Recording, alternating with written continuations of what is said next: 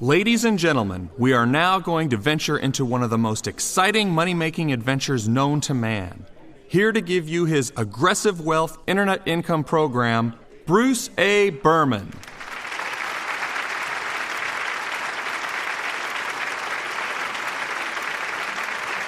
Thank you very much. Thank you. Today's topic is massive internet income. I say massive because the internet is massive.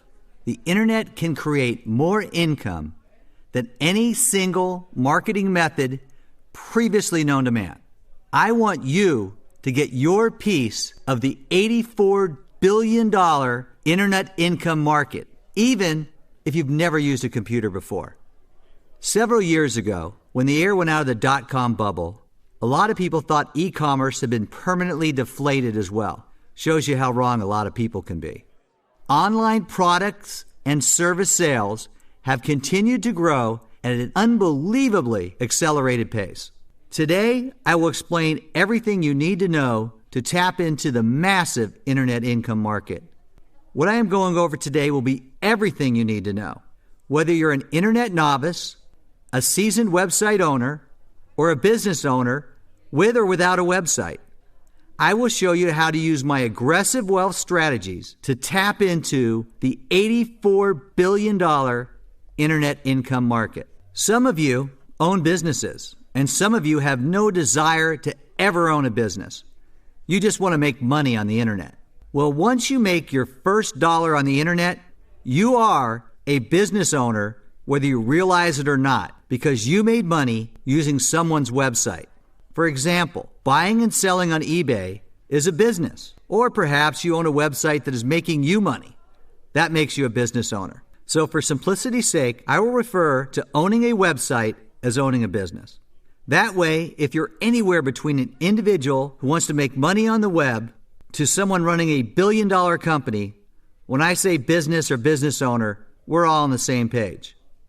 Successful marketing means getting lots of paying customers to buy your product or service as often as possible, be it online, offline, off the shelf, off the cuff, you name it. What has changed with the internet is the approach, the logistics, the way shoppers buy. Stands to reason, does it not, that if shoppers are buying differently, you had better be selling your product or service differently. Entrepreneur or seasoned CEO, you need to know how online web technology affects the process of your business. And believe me, it does. How that technology is evolving moment to moment and how your company will respond to that business and technological evolution. You can't afford not to know what your competition knows. That's the bottom line, in more ways than one. Fewer than 15 years ago, even the savviest of internet forecasters could have not predicted the exponential growth of business websites. Today, a business without an internet presence is losing thousands, if not millions of dollars in sales opportunities by ignoring a growing segment of the buying population. And make no mistake about it, internet customers include users of all ages.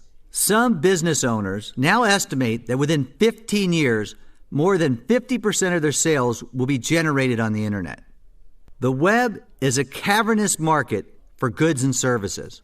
Internet shoppers have hundreds, if not thousands, of choices.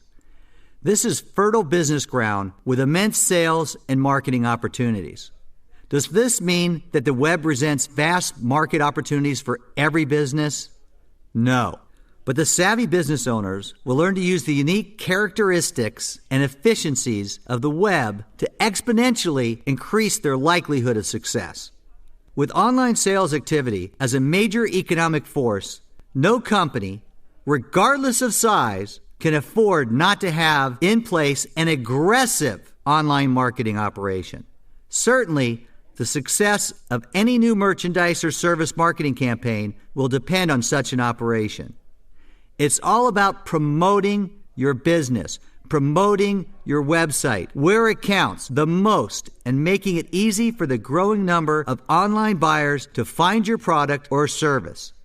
The easier it is for them to find you, the more likely they are to buy. Not rocket science. Well, not exactly. web design and marketing expertise are not intrinsically difficult to find.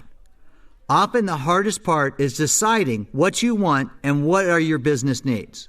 This encompasses a number of areas: design web-based marketing, security, inventory management, transaction tracking, and accounting, just to name a few. So begin by breaking down the web marketing process into manageable steps. Website goals. Here's a challenge. Define your company, your website, in writing. What do you do? What products do you sell? What service do you provide? Are you a retailer? Selling what? Clothes, food, information, entertainment? Does your business promote a hobby or hobbies? Lifestyle changes? Or is your business about business? Online trading? Retirement options?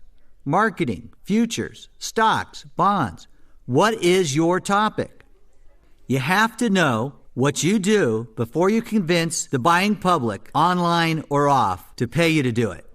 Next challenge. Define the goal of your website in writing. You can't make a trip if you don't know where you're going. Well, you can, but in business, it's not the most profitable way to proceed. So before you start designing your website, decide what you want it to achieve. Remember, this is not carved in stone. Goals can change, but you have to begin somewhere. So, what do you want to achieve with a website? Increase profits? Of course. But what else? Do you want your website to support existing company marketing strategies and activities? Or are you looking for an online presence to replace those strategies and activities? Suppose, for example, your company currently distributes a certain number of marketing kits per quarter, and your goal is to use the website to reduce by 50% the number of kits being distributed. Well, the first thing you would need to know is how much it costs to assemble and send out each kit, and to tie that amount to a dollar value. Then decide on a time frame, perhaps 3 to 9 months after your website is operational, at which to measure how successful you have been in meeting the reduction goals.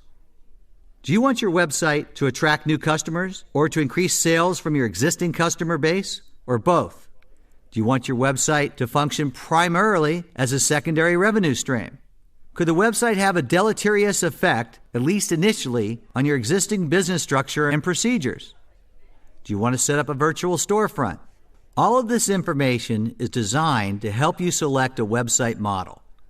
There are several basic models from which to choose. For example, brochureware sites are designed to enhance the buying and selling process. Traditional businesses often use these to promote their products and services. Online stores are websites where customers buy products and services. These are also called e-commerce or business-to-consumer sites, or more oftenly referred to B2C. There are also business-to-business sites, B2B sites, which are designed to serve other businesses in terms of distribution channels, customer service, brand preference, pricing strategies, etc. Subscription sites are targeted toward customers who are looking for expert information, such as technical newsletters or digital products, such as music and or computer game downloads. Cyber malls are sites that provide fast, simple ways to sell products and services in an open shop environment. Advertising sites are all about content, banners, sponsorship, ads, etc. The value of an advertising site, more than most, is measured by the volume and value of the customers it attracts. Advertising rates are based on this volume and value. Advertising sites often feature banners, image links that appear usually at the top of a web page and which contain advertising for a sponsor. It is important to note that few websites are supported solely by advertising revenue. It should also be noted, advertising sites need not be graphically intense and feature multiple pop-up ads to be successful. A simple text-driven, informative, easy-to-navigate, customer-friendly advertising site can be immensely successful with very few of the high-tech bells and whistles. Best advice on selecting a website model: do your homework. Do your research. Do the math. Don't jump in until you're sure there's water in your web pool. Whatever happens, don't allow yourself to be seduced by the dark side of the website technology force. There's a lot of web hype out there. Be on the lookout for it. Take your time. Next, we're going to talk about blogging. A blog or weblog is a web page consisting of brief information, usually presented as a journal, diary, or a what's new source with links to other information sites. People who share special interest or views are often attracted to blogging. Interaction between the person who created the weblog and others who share similar interests is almost inevitable. Because there is no coding involved, updating a weblog page is a lot easier than updating a regular website or web page. You can make changes to a weblog page anytime from any location. You don't need to be at your design computer to make those changes. As to the value of the weblog page for business, reviews tend to be mixed. One thing is certain. Blogs are growing by leaps and bounds, and there appears to be no end in sight to this phenomenon.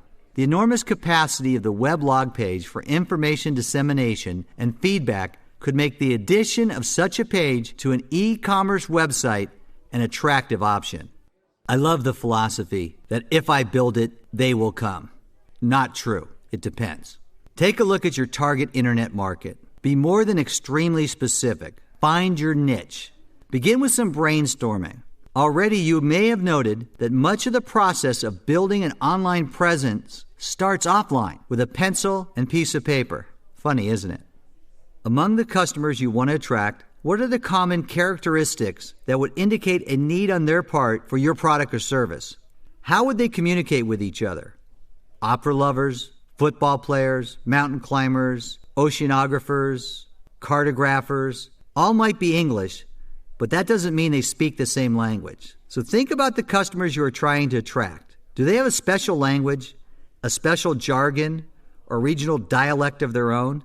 If so, you need to be able to use that language comfortably and correctly on your website.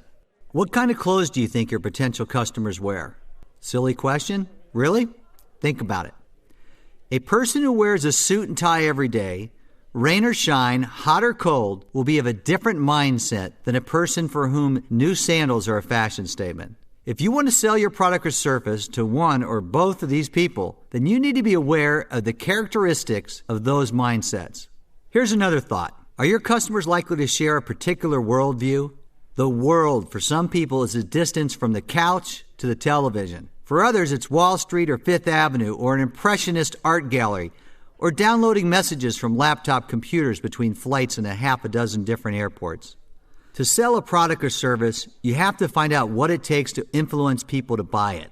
Planning a marketing strategy before finding out all that you can about those you are marketing to is the ultimate example of putting the cart before the horse. Suppose, for example, you are selling a product or service primarily to senior citizens. It is important to remember, although that market is growing, senior citizens still represent a comparatively small portion of the online buying public, and most still prefer to call for information.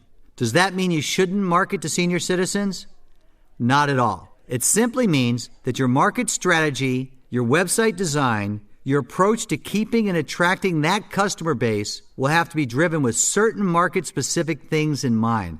For senior citizens, your website must be exceptionally easy to navigate. Any links must be crystal clear and easily accessible. Better not make that fine print too fine either. Website designers are mostly young people. While they may know the world and all about web design and technology, there's one thing about which they understandably know nothing: getting older. They don't know yet what it means when vision begins to fade a little, or hearing isn't as sharp as it once was, or the beginnings of arthritis can make it harder to manipulate the keys on a computer keyboard, etc. But if you want to attract and keep senior citizens as customers for your business, these are the kinds of things that must be taken into account when designing your website. Note, somewhere out there are 76 million baby boomers who are no longer babies, and a large percentage of whom are staring down the business end of retirement. And even a larger percentage of them will have worked with computers and will become familiar with the workings of the internet during their adult lives. There's a huge market there if you can attract them. And remember, they weren't very patient when they were raising hell back in the 60s, and that much is unlikely to change. Or maybe your product or service is geared towards teenagers, the most sought-after customers in the market today. Alas, they are also the hardest customers to reach and the hardest to retain. Instant gratification. They know what they want, and they want it now. Of course, 15 minutes from now, they will want something else, and 15 minutes ago might as well have been 20 years. They want to know about trends, what's in, what's out, what's hot, and what's not. To sell to teenagers, you have to market to their lifestyle. They don't care what's on sale. For this market, it's about high-speed connections and action. Whoever your customers are, old, young, in between, learn as much about them as you possibly can before you start trying to sell your products or service. To the extent possible, get inside collective heads. The more you know about what they know and about what they want and about what they expect, the easier it will be for you to meet or preferably exceed their expectations. It's called building a customer base, online or off. Remember, if the competition knows more about your target audience than you do, they will sell more stuff than you. You have to do the math. There's a cost associated with reaching your website goals. Okay, let's say you have identified your market and the product or service you plan to supply. Now it's time to crunch a few numbers to calculate the cost of reaching the goals you have set for your website. Contrary to what you might have thought online, web-based marketing can be less expensive, considerably less, than conventional marketing strategies and activities. The key is planning. Get out that pencil and paper again. Take some notes on the following. How big do you want your website to be? This may seem like an unusual question, but think about it. A highly successful, highly profitable online business may seem on the surface like an industry giant. Closer inspection, however, could reveal a small, one-person company, expertly marketed to give the impression of an enormous business operation. Remember the little man who turned out to be the booming, scary voice behind the wizard when Dorothy and company finally reached Oz? Variations on a theme, a website doesn't have to be big to make it big. It's all in the packaging. Here are a few things to consider. How will your product or service be delivered? If you're selling a product, what will be the shipping cost? How will you take orders? How will you process payments? What about returns and warranties? Are you your own supplier, or will you be relying on outside vendors to ship your product? If the latter, how reliable are your vendors? Can you depend on them 100% to deliver quality products on time? Do you have a backup vendor in case something unforeseen happens and the primary vendor doesn't come through? How much will you need to spend to differentiate your website from your competition? How much will it cost to build the website you have in mind? Can you afford it? Website design. It's a no left-brainer. What exactly is a website? It is a page or pages connected by a common purpose, theme, or goal. Note, a bunch of web pages does not constitute a website. It is the unity of the content, the consistency, the interconnection, ease of navigation, attention to detail, and careful planning that make a website work. All of that plus a healthy dose of human insight. You can build your own website, or you can hire someone to help you build it or to build it for you. First, however, you need to know how you want it to look. The look and feel of your website will determine whether visitors stay or keep on surfing. So make sure your website is comfortable. For example, inconsistent layout from web page to web page creates stress and annoyance for the website visitors. And a stressed out and annoyed visitor is unlikely to buy anything. Visitors are also put off by inconsistencies in type and style of content. Forget the mechanics and structure for the moment. Think about your website as though you had just stumbled across it for the first time. What would make you stay there? This is all about creativity, the domain of your right brain. If you are working with a team, and if the atmosphere is conducive, and it should be, have a brainstorming session. Freewheeling, no holes barred, any and all ideas, silly, serious, and anywhere in between. All open for discussion. Encourage everyone to check his or her left brain at the door. This is a right brain meeting. Okay, assign one left brainer to take notes. If this website project is yours alone, Give yourself some downtime with a pad and pencil and just start doodling. Tell your left brain to knock off until further notice. Give your right brain permission to fly. Remember, at this stage, you are not concerned with the quality of the designs. Left brain will handle that later. How do you want your website to look? What's the first thing you want people to see? Your name? Your company name? A waterfall? A Harley Davidson? A glass of champagne? Picture of your mother at 16? Picture of Elvis at 16? A flower at the base of the Grand Canyon? The Northern Lights? The Southern Hemisphere? Your 2-year-old niece? An adult male Siberian tiger? A Labrador puppy? Am I suggesting that you spend 10 days sitting in the lotus position, contemplating your navel? If you think that will work for you, yes, I am. To design a great, by which I mean successful website, you have to move beyond standard day-to-day thinking. This is serious, if seemingly silly, business. You can build a flawless website using any one of many sophisticated technologies. Hypertext Markup Language, HTML. Cold Fusion Markup Language, CFML. Active Server Pages, ASP.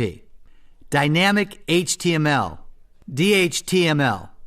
But if your website doesn't attract and retain customers, it's a loser. And all the technological expertise in cyberspace won't change that.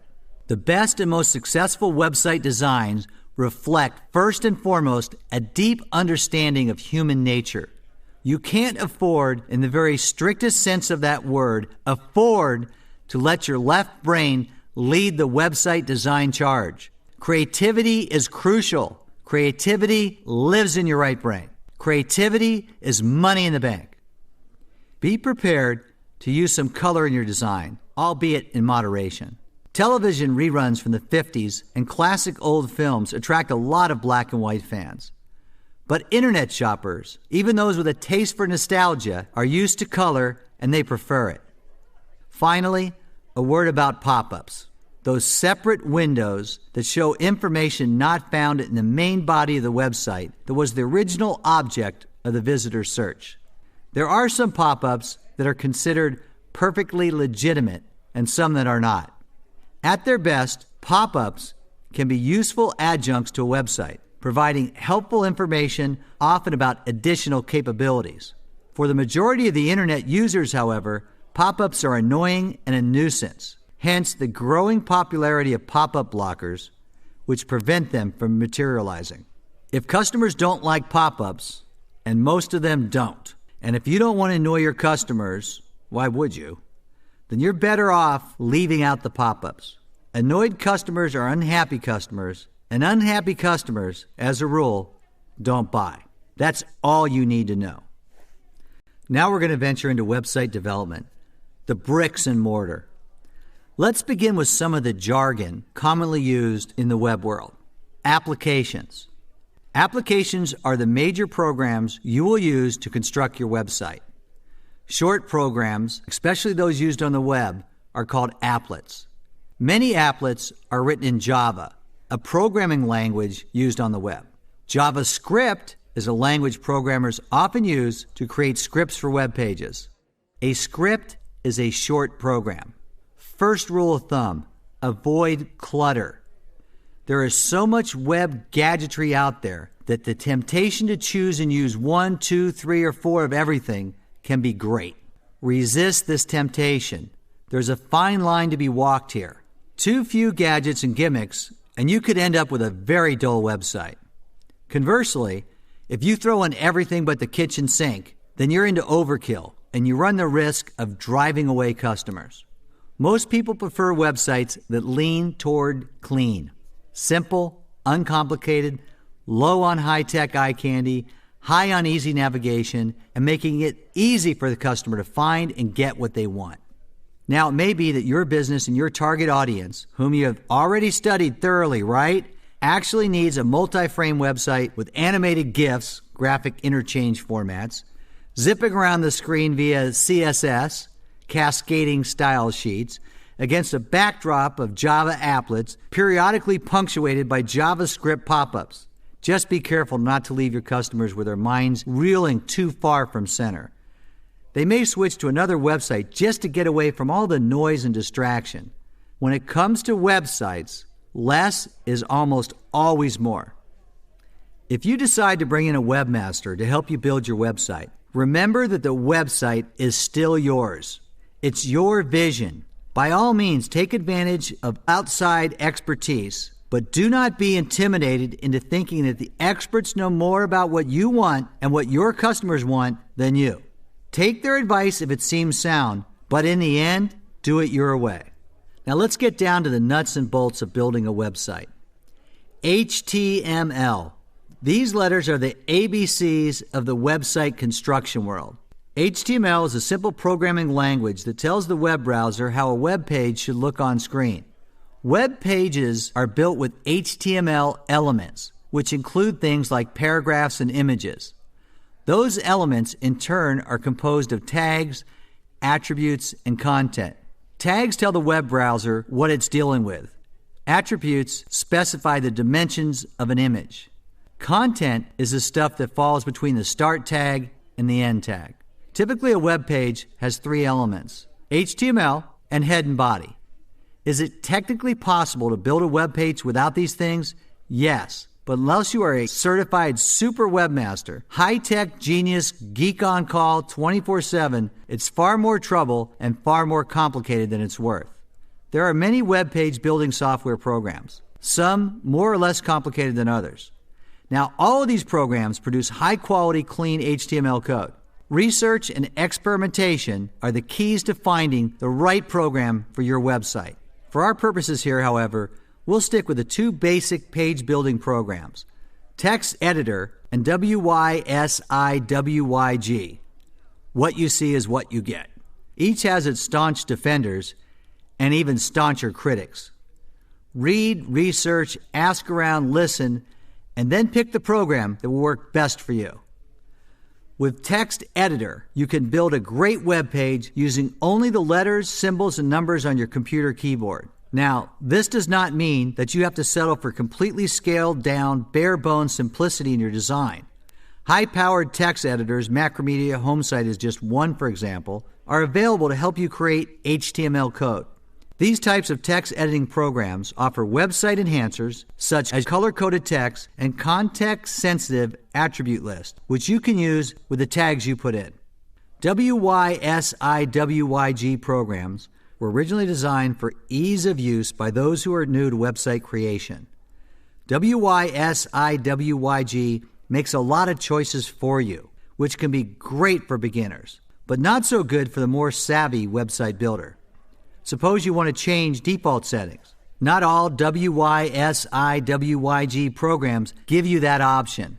The trick with WYSIWYG, then, is to make sure that the program is sophisticated enough so that you will still be able to use it as your skill grows. Okay, let's say you've selected the program you will use to build your website. Now let's talk about structure. There are two types, regular and framed.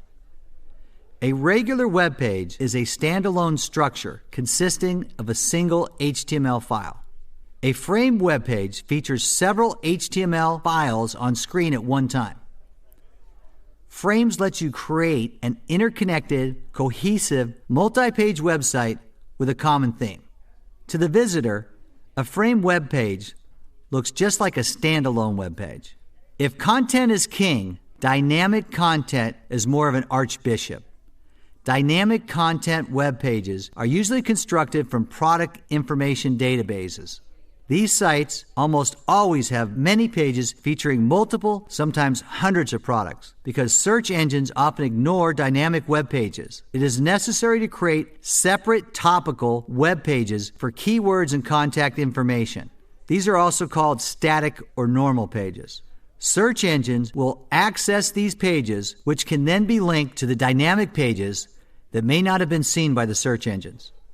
Meta tags. Hidden descriptions of site content that allow search engines to more easily facilitate customer searches. Meta tags are particularly important for websites with both dynamic and static web pages. With meta tags, you tell the search engine which search words to acknowledge rather than letting the search engine select the few words or paragraphs as keywords. Adding words. Watch yourself here, and don't get carried away. You may have a mind-boggling vocabulary, rich in the expressions and linguistic complement. Save it for showing off at parties where being a great conversationalist is a tremendous asset. The majority of internet shoppers, unless you're selling dictionaries of heretofore undiscovered words, won't be impressed. In fact, they may even be a little annoyed. And annoyed people are less likely to buy stuff. So when writing for your website, remember that KISS principle still applies. Keep it simple. Make your website copy concise and to the point. Don't waste words. Most internet customers are, if not in a hurry, not inclined to spend a lot of time on one site. So keep your copy fresh. Update it often so that visitors will want to come back. Use action words.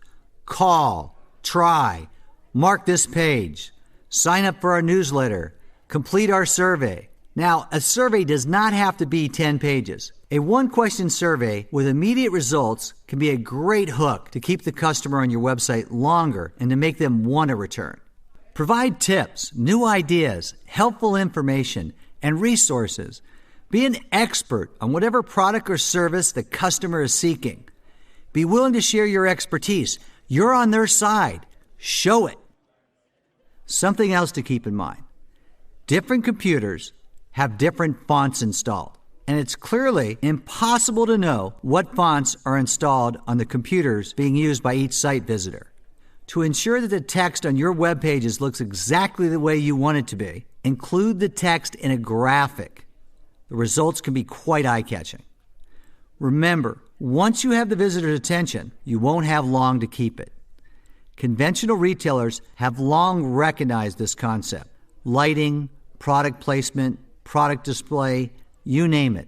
Their goal is not just to get the customers in the door, but to convince them in ways both subtle and not too subtle that staying in this store is better than going somewhere else to get what they want. Adding pictures. You don't have to have graphics or pictures on your website. Depending on your product or service, however, you may have to include some graphics if you want to attract customers. A rule of thumb, however, is to avoid using graphics in place of text. This is particularly important for search engine ranking, which tends, for better or worse, to place more value on content in the form of text. Still, that doesn't mean you have to abandon pictures and graphics, nor does the inclusion of these things have to be a major headache. Okay, since your last name is not Picasso, so the last time you drew anything was on the bathroom wall in elementary school, no problem. There are a vast number of sources from which you can download images to use on your website, with the express permission of the image owner, of course. Happily, you will find that most artists on the web are eager to give their permission in exchange for a link from your website back to theirs. It's free publicity for them, and you get free high-quality artwork and or graphics. Navigating the website. Rule number 1, make it easy on the customer. Keep in mind that your website is likely to attract two types of customers. Those who know what they want to buy and want to complete the transaction quickly so they can get on with the rest of their lives, and those who know what they want to buy but wouldn't mind spending some time window web shopping around your site. Your best option? Appeal to both groups. For the shopper whose mind is already made up and who is not in the mood to waste time, a search engine, the kind that searches only your site, is your best bet. For the visitor who wants to take a little cyber stroll down your web paths, there are many ways to make his or her trip a memorable one and to make them want to come back. Ease of navigation, including good navigation tools, will be critical to your website, especially if it is fairly complex. Customers can get a certain number of quick answers from search engines, but browsing around your website is how they really find out what you have to offer. So don't make them work too hard. All the well-manicured backgrounds, crisp, stimulating pictures, and cutting-edge graphics won't make up for a website that leaves the user annoyed, frustrated, confused, and depending on dumb luck to move around the site to locate the information they need. SEO, search engine optimization. Search engines are large organizations with the hardware and software and the people to categorize websites into a directory or index from which we, as internet users, can search. A directory is an index collection of data about websites. Among search engines, Google is the biggest kid on the block. If you go to earthlink.com to conduct a search, you will get Google search results. That's because Earthlink, Ask Jeeves, AOL, Netscape, and Yahoo, and whatever else the heck it is .com, okay, so I made that one up, are search sites, not search engines. A search site is a directory and or an index of websites. Some search engines have their own search sites. For example, Google.com provides Google search results. On the other hand, Yahoo automatically spiders the web to create the index on which to base its own directory. A spider is an automated program search engines use to follow links through a website. With a spider, also called a robot program, the search engine retrieves and indexes web pages to document the site for future use by internet searchers. This automatic surfing process is called a spider or robot. Google gets directory results from the Open Directory project and uses that information to build its own index. This information is important because you need to know where people search so that you can position your website to take maximum advantage of that traffic. Traffic refers to the number of visits to a website. This is one time when high traffic volume is a good thing.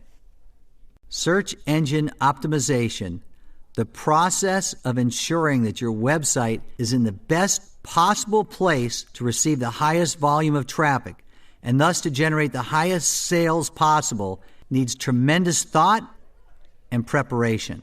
Until quite recently, at least 80% of all website users reach their intended site through a search engine.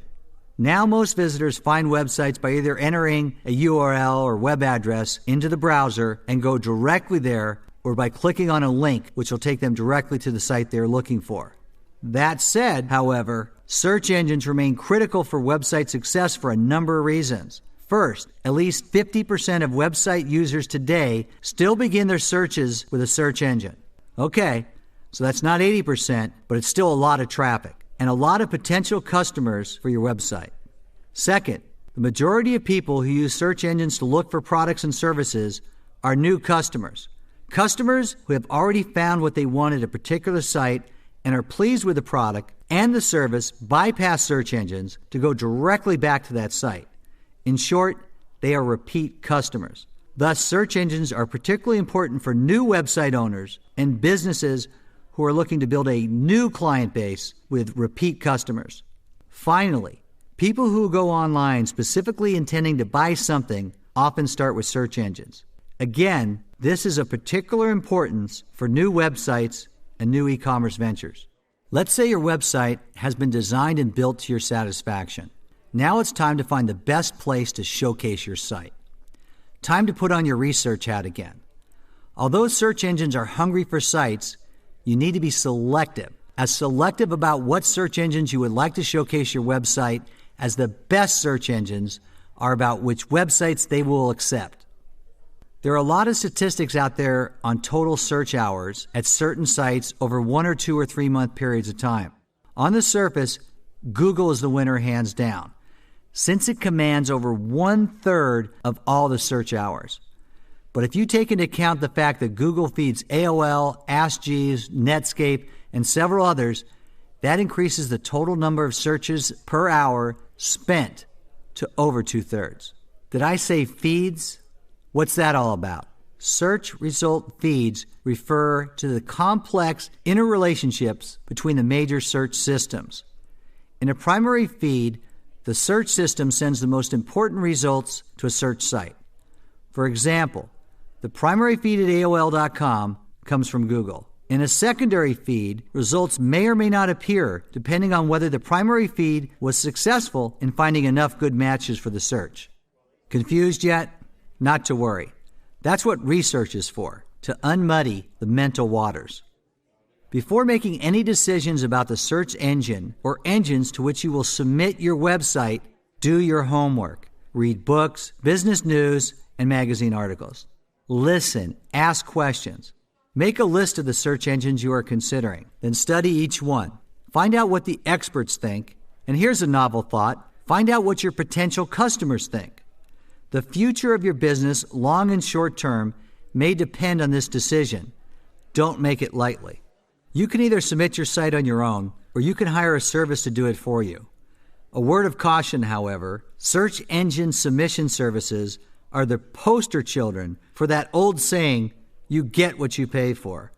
Of the ones who claim to be free, most will not get your website in many, if any, places where it's likely to be widely discovered and used. The paid services do, in fact, submit your website to many search engines. Most of them are so obscure, however, that the listing is hardly worth the money you will shell out for the service. This is not meant to suggest that search engine submission services are not a viable option, only that, once again, you need to do your homework. Ask the service which search engines, among the ones to whom your site will be submitted, accept HTML code in their listings. Ask them how long a description remains acceptable on the engines to whom they make submissions. If they can't or won't answer these questions clearly and unequivocally, then you're probably better off working on your own, which will certainly represent a cost savings. A consideration if this is your first web adventure. Okay, let's say you've done your homework and come up with a final list of search engines where you feel your website will make the biggest impact and draw the most traffic and business. Whatever other search engines may be on your list, Google has to be at the top. It has to be. No, this is not an advertisement for Google. Although what you have heard here up to now may have given that impression, but the fact is Google doesn't need advertising. Results speak for themselves. Google searches account for nearly 75% of the internet traffic. If you include sites that are fed by Google searches, that number could rise to 95%. So do the math. Get your website on Google with a high enough ranking, and your opportunity for tremendous traffic volume will go through the roof.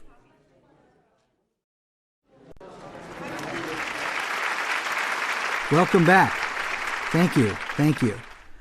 The internet is such a fantastic opportunity to make and keep more money, and is so complex we've had to break this up into several meetings here. So anyway, let's get back where we left off. In this section, I want to call Money Talks. This is about driving people to your website by buying clicks from Google and Yahoo. The fastest way to generate traffic through search engines is to pay for it with pay per click, also known as PPC. You can do an end run around all that business of optimizing your site, getting links from other sites, etc. In theory, you can buy yourself a top ranking. Here's how it works. First, you have to register with a PPC. Well, let's use Overture first. Overture is Yahoo's PPC system. What that means is you give them a credit card number and then start loading your account. Next, you create your ads, however many you want, from 1 to infinity. Each ad must have a title, body text, and of course, a link to the page where you wish to direct potential customers. You select keywords to be associated with each ad, and then you bid on each keyword. Suppose, for example, you're a fish expert with a PhD in fish studies. You might select academic fish studies as your keywords. And let's say you're willing to pay $2 for these words. In other words, whenever someone enters a search using the words academic fish studies, you're willing to pay $2 if that person clicks on your ad. If no one else is willing to bid more, then Overture will list your ad at the top. So the top bid gets the top position. That's the basics of how Overture works. Now, the 800-pound gorilla of the search engine industry, Google's system, is called AdSense. It works a bit differently and is somewhat more complicated. In addition to the bid price, Google uses a click rate or click-through rate when determining where to place your ad. A click-through rate tells how often visitors have clicked on your ad in the past. Thus, on Google's AdSense, your bid may be the highest, but if your ad has a low click-through rate, it may be placed below a lower bidder. The issue for Google is relevancy. If your ad is more relevant, then it may still be placed above an ad placed by someone who is willing to pay more. This means that Google's AdSense is sometimes hard to be 100% sure about where your ad will be placed. Opinion on the value of PPC through Google AdSense is divided. On the one hand, the Google program seems to offer a nearly unbeatable formula for profitability.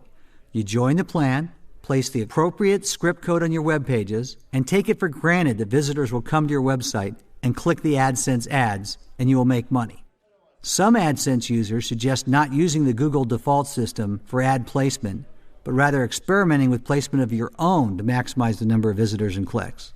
And as with every other aspect of website building and e-commerce, the PPC business is ripe territory for scam artists who promise top-paying keyword lists guaranteed to pay off at $100 a click or more.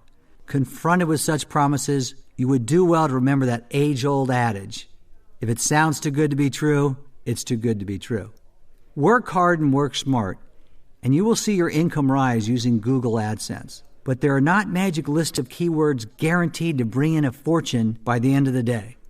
So as a general rule, how much should you bid on a keyword or words? Once again, children, you must do your homework before making a decision.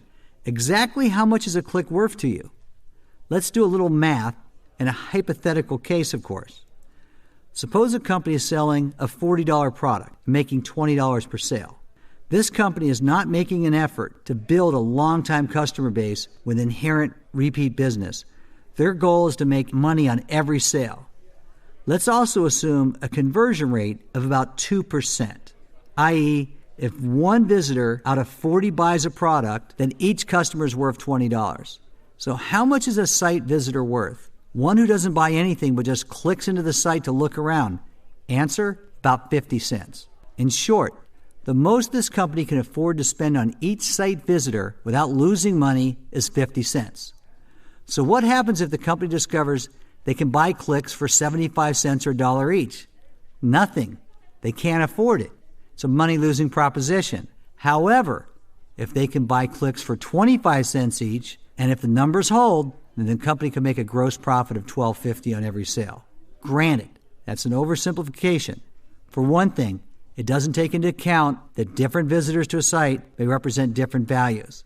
A person who is recommended to your site by a trusted friend may in fact spend more than the friend. Hence, the referral customer can be more valuable of the two. Large companies often spend a great deal of time and money in this type of analysis. Smaller companies usually can't afford to, but at least be aware of these issues when selecting keywords and working out your PPC campaigns. Also, major PPC systems now provide services to help you track results so that you will see how many visitors come to your site, and of that, how many actually buy your product or service. Another factor to consider in terms of PPC systems is that if you are not in the first 3 positions, your ad probably won't be seen that often. The higher the position of your ad, the more traffic your site will get. It's just that simple. With Google AdSense in particular, if your ad is not in the top 3 positions, you will see a dramatic reduction in click-through rate. Sometimes you may be forced to take the 3rd position because the first position is too expensive. Other times, the price differential between position 1 and your position may be minimal, 1 or 2 cents. Paying a little extra may be advantageous in terms of boosting your click-through rate. Every system has a minimum bid level, and you need to find out what that is. So before deciding on a PPC campaign, here are some things to consider. A PPC campaign is a quick way to begin generating traffic for your website. But you have to pay for every click, which can be a considerable expense. You get what you pay for, and a PPC campaign is generally more reliable than natural or unpaid search results. But there's been an enormous boom in PPC, and prices are climbing. Even now, when there are still so many people who have no idea what PPC is, nobody can even begin to predict what the ceiling is for PPC prices. Also keep in mind that PPC, while a good way to go, doesn't always work. Logistically, it's impossible for every company to buy clicks at a price low enough to be profitable. To give you an example of how much PPC prices can escalate, about 6 months ago, I was paying 25 cents to buy the keyword of my name.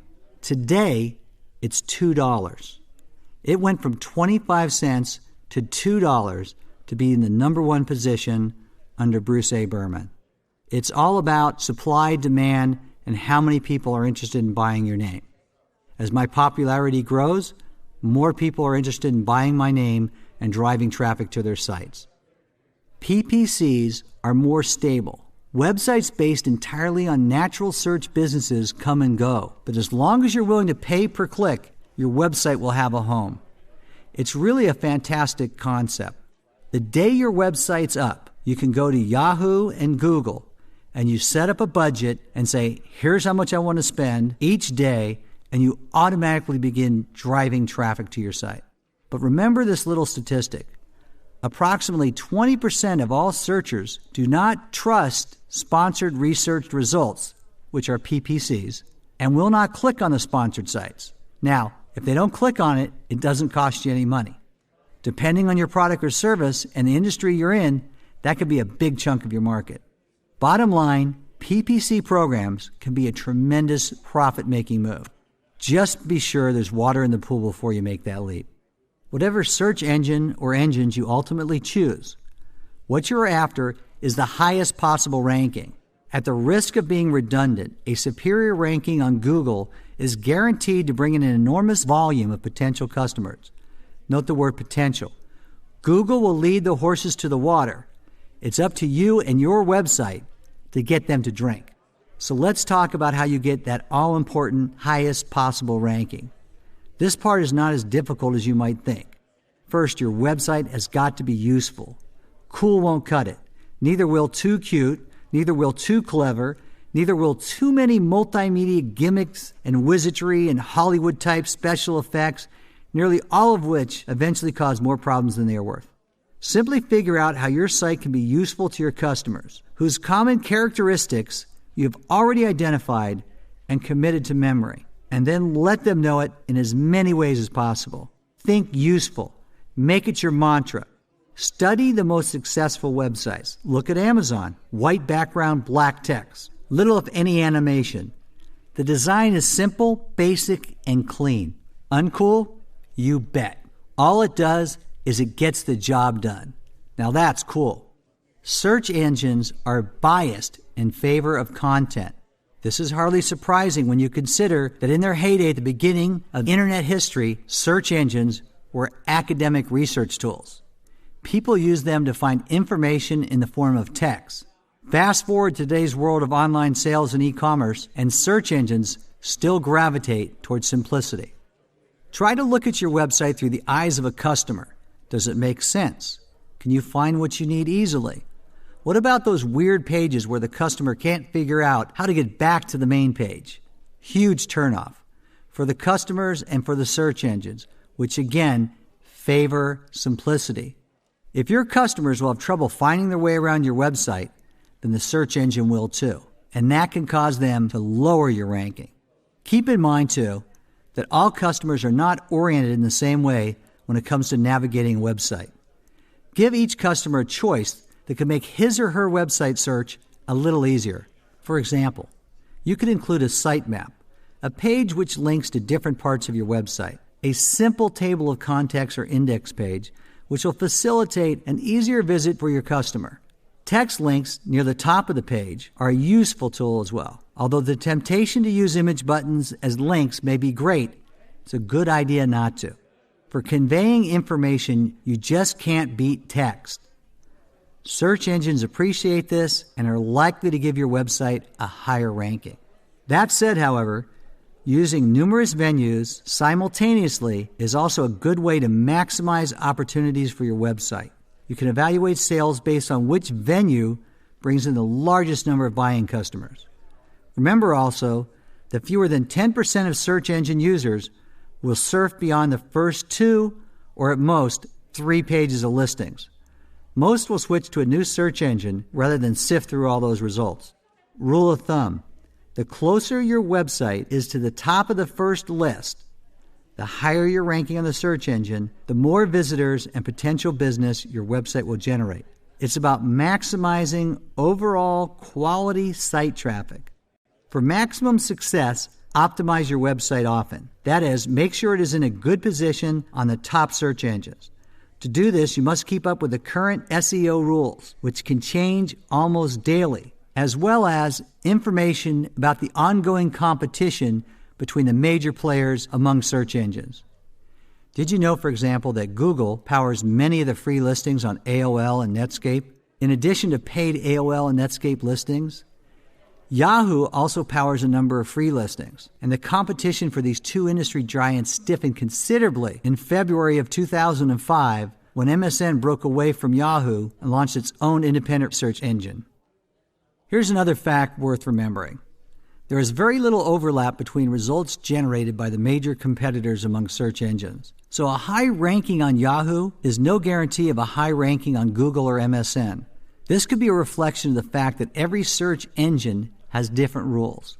Website strategies that would get you ejected from Google may be accepted, even lucrative, on Yahoo. All of which goes to illustrate the point, search engines are constantly shifting landscape where the rules can change daily.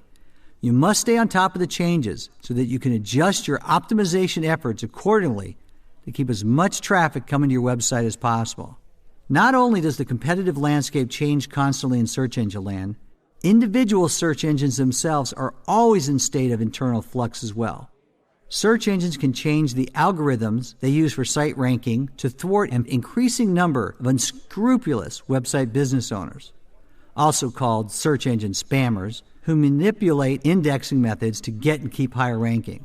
For the search engines, changing the rules regularly is a simple matter of practicality. If they allow themselves to be manipulated by marketers, the unbiased search results that users count on is in jeopardy, and the search engine can see a drop in the number of users. So they change the rules often, very often. Remember, too, that even an honest website owner like you can become the victim of some marketing expert who sells you on a particular strategy or tactic that may turn out to be on the search engine's hit list of the most hated. This could easily get you kicked off the search engine listing, while that marketing expert is off spending the fees you paid for such dubious expertise. So when it comes to SEO, there's no substitute for you doing your homework. Keep your eyes open and your wits about you. With this in mind, there are a number of ways to obtain, optimize, and keep top search engine site rankings.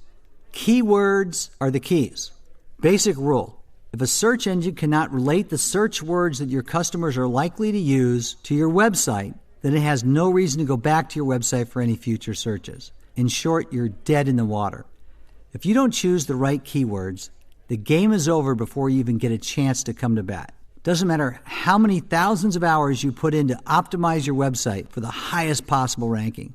Pick the wrong keywords, and you've just been out wasting your time and possibly a considerable amount of money. Time to get out the pad and pencil again if you're working alone, or to bring in the team for another brainstorming session. Pose a hypothetical question such as, if you were looking for a website to find out what chefs worldwide had the best recipes for chocolate swirl cheesecake, what terms would you use for that search? Pose several hypothetical questions. The idea is to start people's minds turning, to get them thinking the way your customers will think when they pull up Google to start a search. This is all part of the critical process of keyword analysis. Start with the most obvious words. Writer, editor, baker, candlestick maker, whatever the service or product you are trying to sell, state it in your keywords. State it clearly, state it precisely, state it concisely, state it often. Don't pick keywords that your customers are likely to use. Pick keywords that they can't possibly not use. Pick keywords the use of which is totally unavoidable. When you think you've hit on the right keywords, it's time to find out what keywords your competitors are using. The idea is to find out what people are looking for and how often. Is geography an important part of your business? Then start thinking of keywords in those terms. Is the product or service you provide seasonal? Pool, as in swimming, not billiards, is generally a summer term, whereas heaters is generally a winter term. All of these are admittedly facetious examples, but the idea is to make you think, to stretch your mind around all the possible words your customers may use to search for your service or product. The search engine will be paying close attention to these words. You had better be doing the same. Then start working on variations. Keywords pluralized. Keywords hyphenated. Did you know that email with a hyphen is far less commonly used than email without a hyphen? Keywords merged with other keywords. Is the keyword or phrase in bold text? Italic? Does the keyword or phrase appear in a bulleted list? Is the keyword text larger than the rest of the text on the page? Upper versus lowercase is generally not an issue. Selecting the right keywords is not difficult. It is, however, of necessity and time-consuming. You go to a search engine, you type in a keyword to try and find something. You may type in several words. The search engine checks its index for those words. In the process of checking for those keywords, the search engine looks for certain characteristics. If it doesn't find them, your website's in trouble. After you've identified all the possible keywords and variations you can imagine, it's time to get some outside help. Keyword tools are available and are a valuable resource because 9 times out of 10, they will come up with additional keyword variations that never crossed your mind. Some keyword tools include the Overture Search Term Suggestion Tool and Word Tracker. You can learn a great deal with those tools. For example, you can find out how many times a particular phrase has been entered as a search term over a specific period of time. You can get an estimate on how many times that word or phrase is across all search engines. You can find common misspellings. This can be particularly important since there are dozens, if not hundreds, of ordinary words that are regularly misspelled, and in a variety of remarkably creative ways. The other advantage of keyword tools is that they will generally include a sort of cleanup process that allows you to filter out the poorer keyword choices, refine the better choices, sort the choices from the most likely to be used to the least likely to be used, as well as frequency of uses. Identify and rate the usefulness of possible keyword combinations and determine the efficacy of what will become the means by which your customers identify and find you on the web. Your website should contain a minimum of 200 words or keyword-rich text per page. What are keywords? They are means by which search engines determine what your website is about. Yes, pictures are important, but search engines don't know what those pictures mean without words of explanation.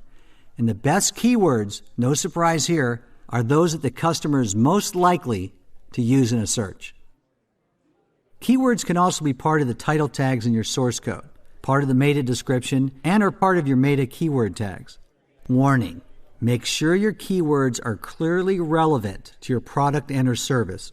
Search engines will penalize you for using words that have little, if anything, to do with your site. Keyword buying, PPC or cost per click, is rapidly increasing in the popularity among website business owners.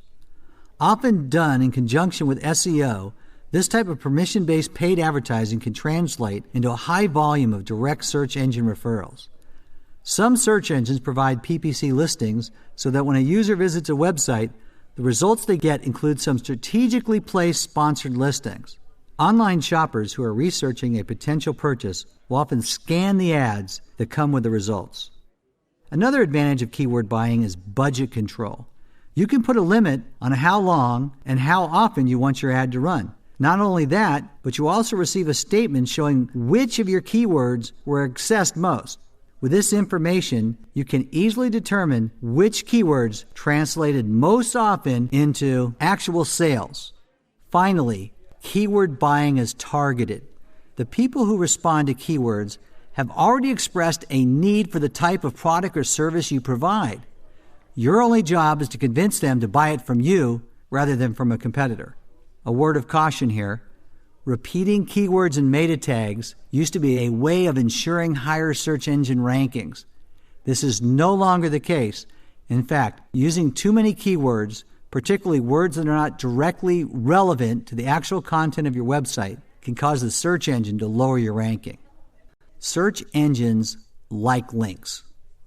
Google uses links as an indication of the value of a website. Not just any links, mind you, but good, useful, highly relevant links, the kind that draw in more traffic. For search engines, these types of links mean a vote up for your website. That's a huge step in the right direction ranking-wise. Links make it easier for the search engine to find the page. Again, it's all about simplicity. Search engines love simplicity. In theory, at least, the more links you have to your website, the happier the search engine will be and the higher your ranking. In theory, in practice, the relevancy of those links can sink your website like a stone. It's not enough just to have lots of links. Those links must be of proven and demonstrable relevance to your website. Extraneous pages linked to your site primarily as fillers are likely to get your website booted off the search engine.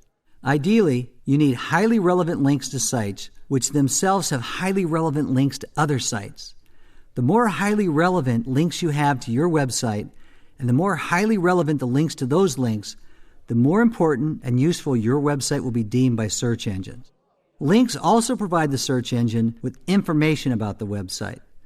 Search engines in particular use keywords and link text to obtain additional information about your website.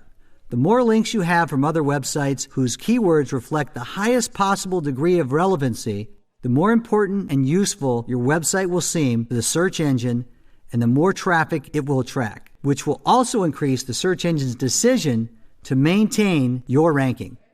Google uses a system called PageRank to assign a value to your site based on the number and the relevance of the links. By no means is this the only criteria for determining ranking, but all the other factors being equal between competing websites, PageRank can be a tiebreaker. Other search engines use similar ranking systems. Whatever you do, avoid links that have no value. Such links will sink your website.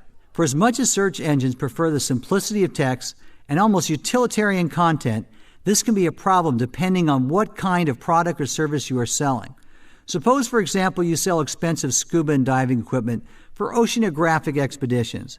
In response to similar moves from competition, you may add pages about oceanography, exploration, the latest discoveries in equipment, etc.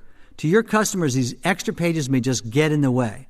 For a long time, top search engine ranking was all about keyword positioning in the prime real estate listings for search engine land. Recently, high-quality links have become a major tool in obtaining the highest possible search engine ranking. And it's not about how many links your site has, it's about the quality, product, or service relevancy and common characteristics between the linking site and your website. Relevancy in particular is a major factor in search engine ranking. So in the process of deciding on links for your site, think carefully about the importance of the linking site, about its online presence, about how much traffic it generates. Look at it from the perspective of the search engine. Which link is likely to generate the most traffic and therefore potential business? A link to a website created by your brother's next door neighbor's 12-year-old daughter? Or do you want a link from CNN.com? Of course, one simple way to maximize the links to your website is to create some of the link pages yourself. The trick here is to make sure that the pages you create are sufficiently rich in useful, valuable information to attract users to your site. Search engines sour quickly and easily on pages with little substance, which were clearly added just to increase the number of links to your site. Know also that search engines hate irrelevant links. If they find your site linked to other sites that are unrelated to your product or service, they could lower your rating. Relevancy is a critical factor for search engines. Listing on online directories such as Yahoo, Open Directory Project, and About.com, as well as on other smaller directories, is another way to increase your website ranking.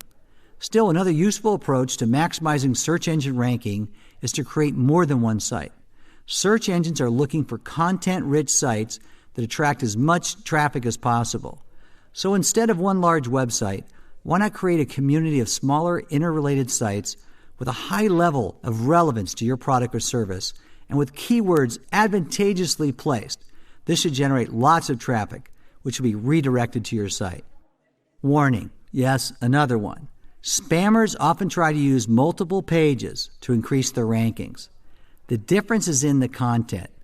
Doorway sites have very little. They usually consist of just a string of keywords designed, they hope, to earn them a higher ranking.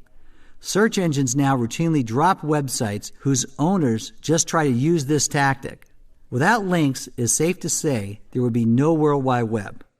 Links connect different files and are created with an anchor element. The href attribute provides the web address of the file to which you wish to link. The address is the Uniform Resource Locator, the URL. Pay particular attention to links you establish for your website. In the land of the search engine, it's generally accepted that good websites don't link to crummy websites. Of course, it is not fair to compare well-established sites to new sites that have yet to make their presence felt. Still, over time, the rule seems to bear out.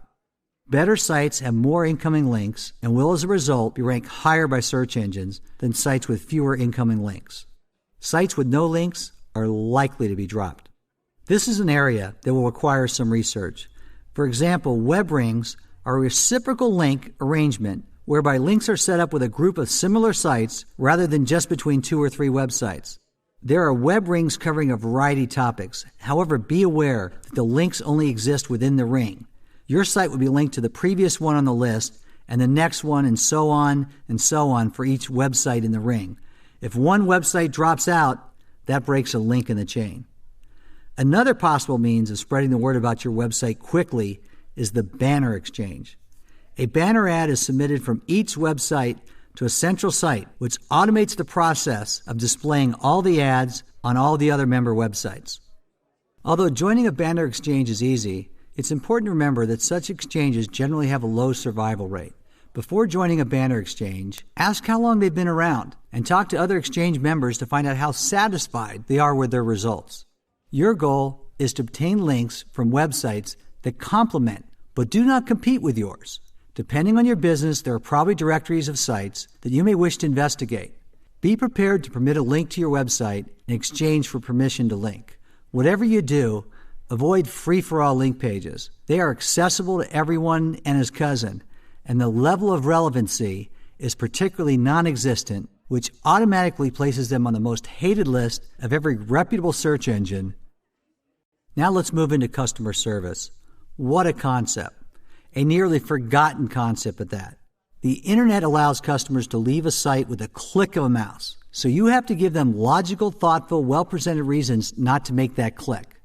Although the number of online transactions is growing every day, it is amazing how many companies are still clueless as to how the customer's experience on their website can make or break the overall perception of the company.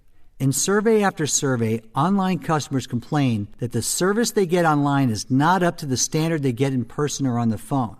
Of course, depending on how low that standard is, the net online could be an actual improvement. Unresponsive companies lose money. It's that simple. Leave the customers with a bad experience, and you practically propel them to move on to your competitors. One feature that customers find particularly useless, meaningless, and annoying is an automatic email response. Over half of the companies using this device provide no additional information in case the customer has questions.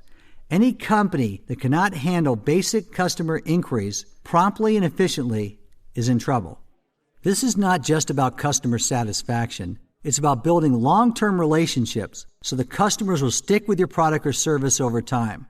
Any company can make one sale, and certainly that is better than not making any at all. But what happens after that sale? How do you get that customer to come back to you the next time they need that product or service? How do you get them to tell their friends about your company? Too many companies use product satisfaction as the only threshold for measuring success. Repeat business.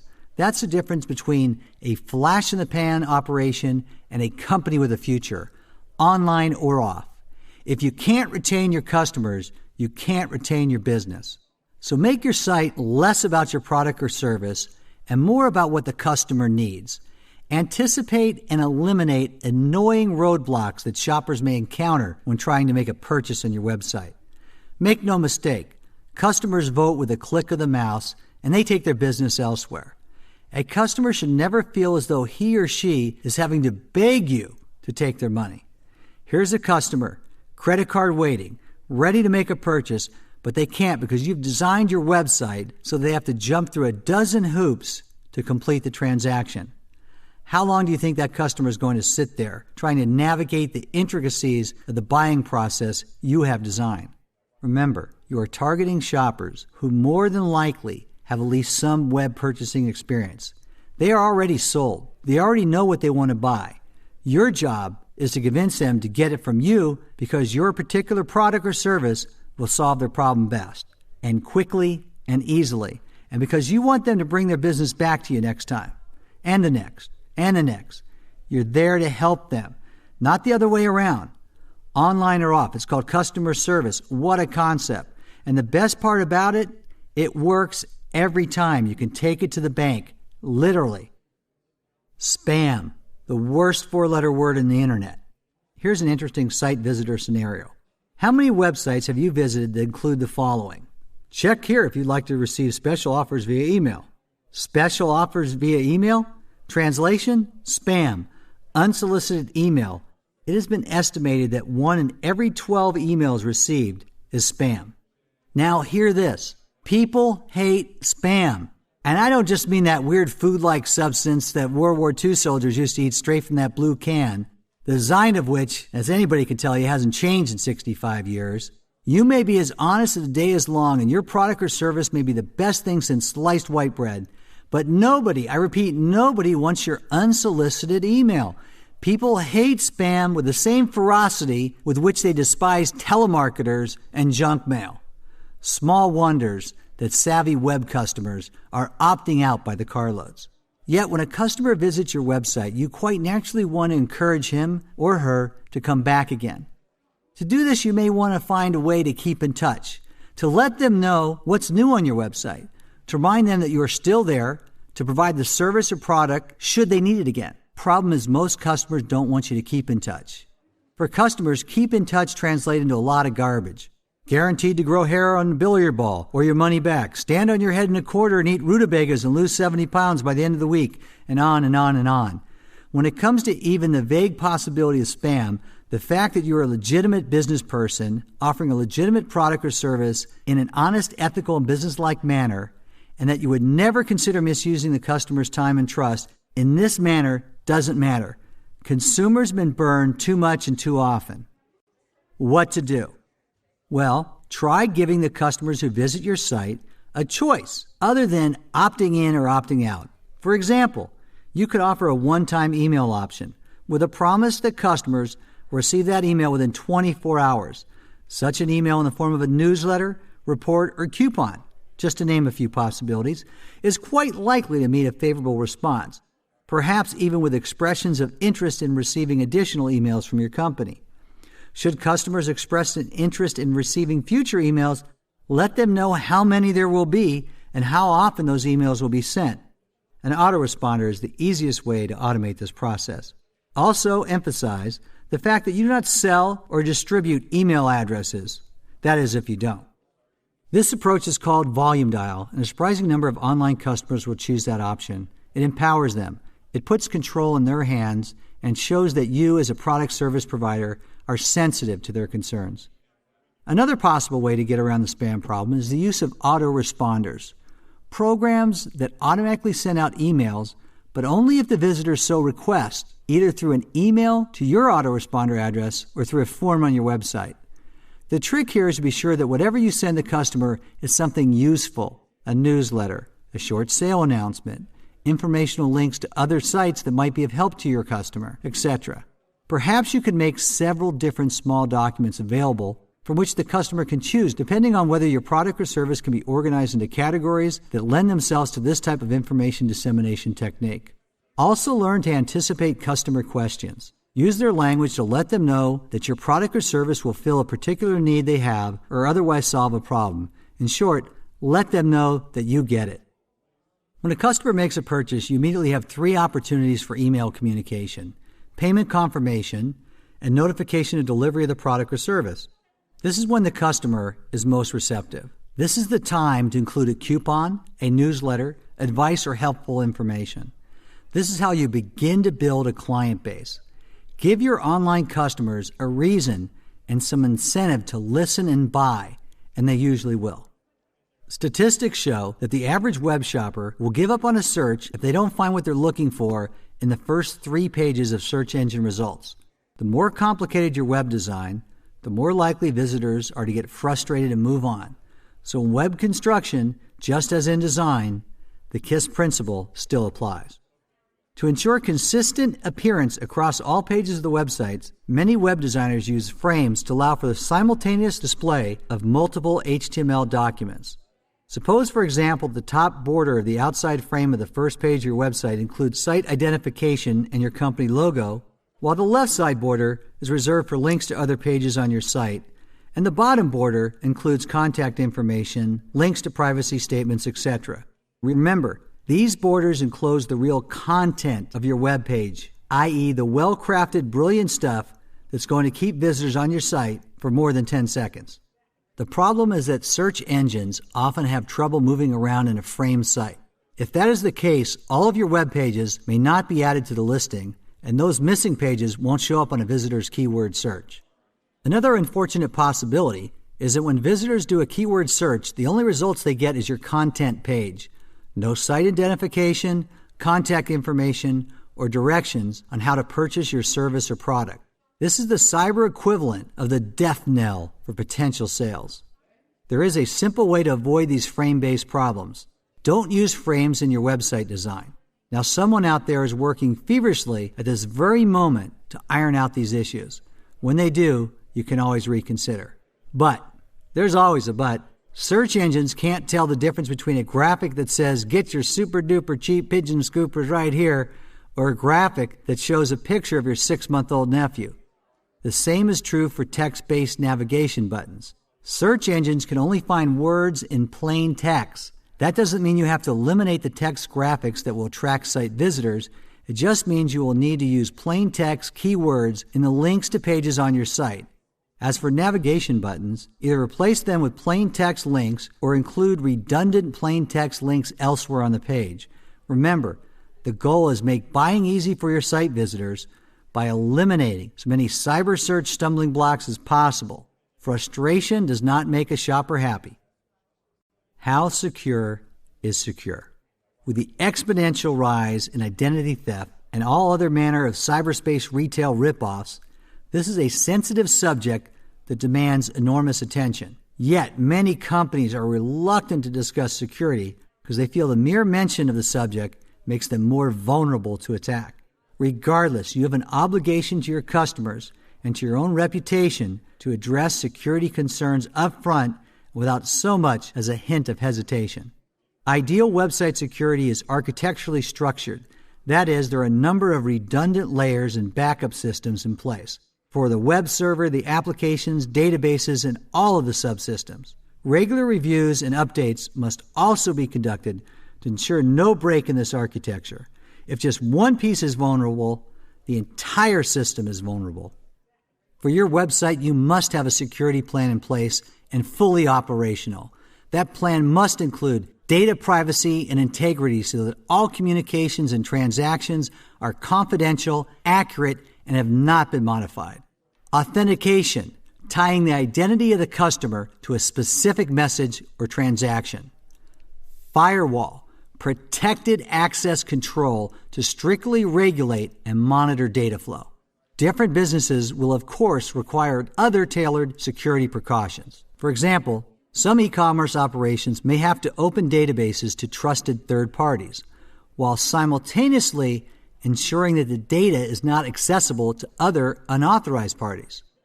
On most e-commerce sites, customers can find out how much they have paid for a particular item. They should be able to find out how much other customers have paid. However, customers can only be privy to knowledge about their own transactions. Some companies allow customers to access and perhaps copy information on all of their outstanding orders. Again, this information must be restricted to the customer's own orders. No customer should have access to information on orders placed by other customers, and certainly no customer should have access to a full database.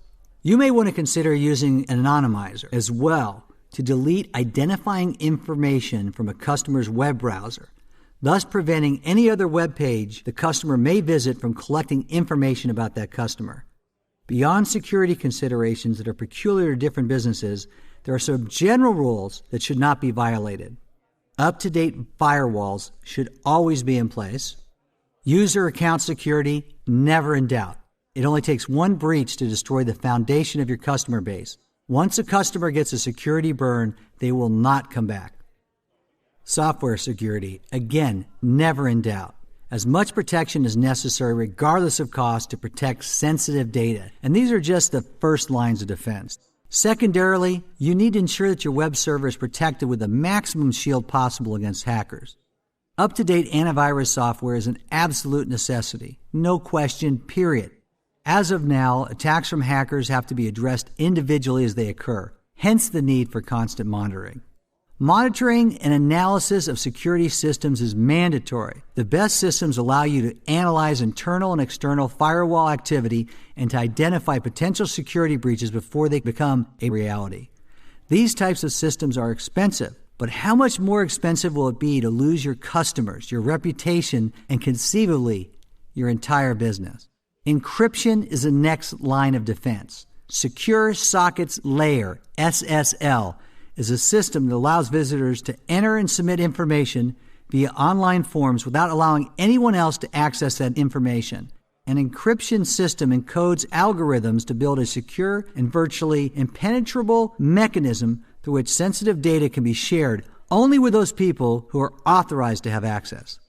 Finally, there are web hosting services whose job it is to provide a professional staff with the skill and expertise to keep abreast of the latest information and upgrades in security technology and defense. A good hosting service will have the financial means to handle this and to provide truly effective website security. Again, these services are expensive, but the cost of a security breach will be a lot higher. Merchant accounts are about giving the customer payment options. If you're selling a product online, you must have a means by which credit card information can be securely received through SSLs and digital certificates. For the actual processing of a credit card purchase, however, a merchant account, a business account with a financial institution that acts as a clearing account for credit transactions is needed.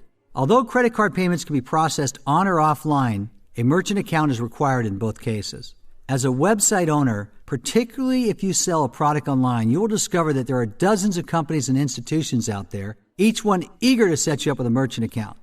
At the risk of being redundant, before you select a company or institution for this critical and essential service, you must do your homework. This will include talking to other business owners about their experience with various purveyors of merchant accounts.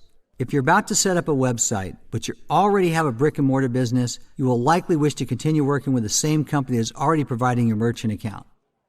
Real-time credit card purchases receive immediate authorization at the point of sale with information from your merchant terminal. The databases for the financial institution that issue the card are checked to verify available balance. No money changes hands, and the authorized transaction is stored in a batch or local database. Settlement, or in most cases auto-settlement, occurs once a day, and the transaction minus merchant fees is approved for transfer to your bank account. Funds arrive in 1 to 3 business days. Also, for a real-time card authorization, you need not install new software on your computer or lease or purchase any new equipment. If you want customer credit card purchase processed instantly, 24/7, and funds deposited in your checking account in fewer than 72 hours, then you need to find out if your current software allows integration with real-time credit card authorization systems. If your software does not have that capability, then you will need to open a real-time credit card processing account after your merchant account is approved. Okay, you've built it, now what? Now it's time to start pulling in the traffic. Keep in mind that quantity is not the only thing that counts here. The quality of the traffic your website draws will be a major factor in its success in terms of search engine ranking and in terms of bigger profits. One way to attract quality traffic to your website is to set up an affiliate program, also called referral, associate, or partnership programs. Affiliate programs can be a particularly attractive option for small websites in that such programs allow the website to offset costs by leasing space. In exchange for a website sending a customer to your website, you pay that website a commission based on the sales generated for you from their referred customer. In short, you earn money not just by selling your product or service, but also by selling somebody else's as well. Commissions can be as low as 1% or in excess of 30%. The higher your commission, the more likely the other website is to send customers your way. After all, more money in your pocket means more money in theirs. It's that simple. Finding an affiliate program is not difficult. There are thousands on the internet, many provided through third-party affiliate program networks such as Linkshare, OffersQuest, and Commission Junction. Commission Junction is generally considered to be the best. These companies use their own network to connect advertisers and website owners. The advantage for these advertisers is having website owners promote their products. The advantage for the website owners is accessed by one registration to a potentially enormous network of advertisers through one location. As for the affiliate network, it earns more money through advertiser setup fees, monthly account maintenance fees, commissions, etc. A word or two more about CJ is warranted here. CJ is the premier network for affiliate marketing, providing both optimal revenue sharing tools and experience. Experts in the field recommend CJ for several reasons.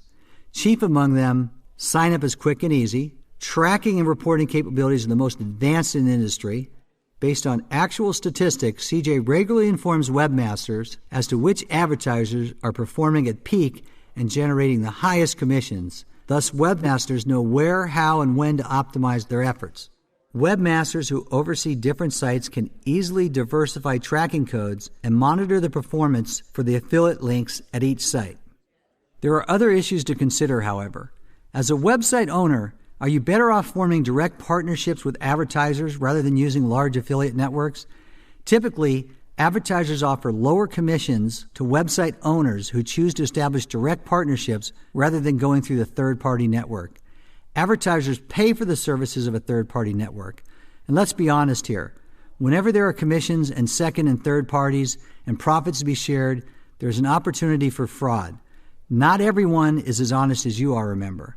A network affiliate who does not track sales accurately and honestly can literally take money from your pocket.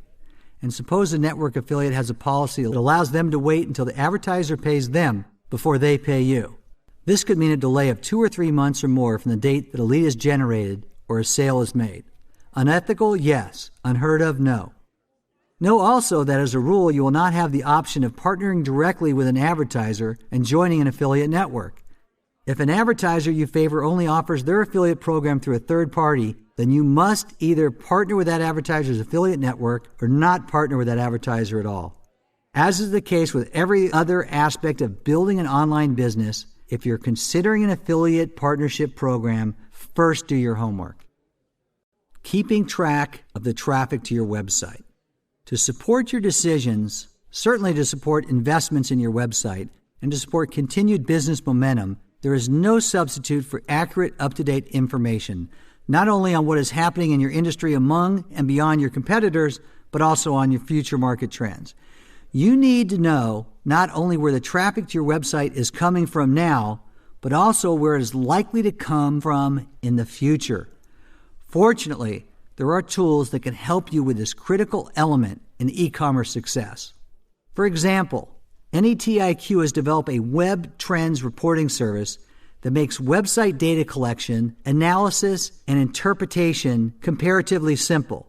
There are 2 editions. Enterprise, the industrial strength, top-of-the-line model, offers dozens of reports from which to choose, in addition to page views, unique visitors, referring sites, etc.